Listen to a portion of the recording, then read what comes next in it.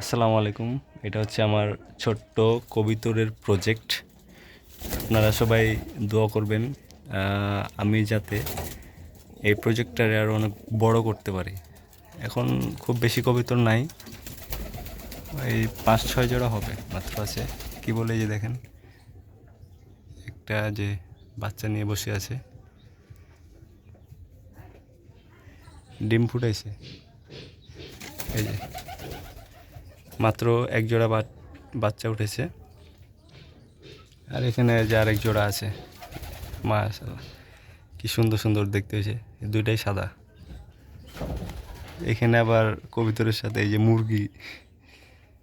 মুরগিও কবিতরের সাথে যোগ দিয়েছে।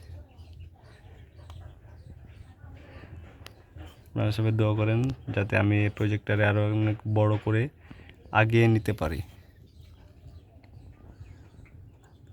সবাই ভালো থাকবেন।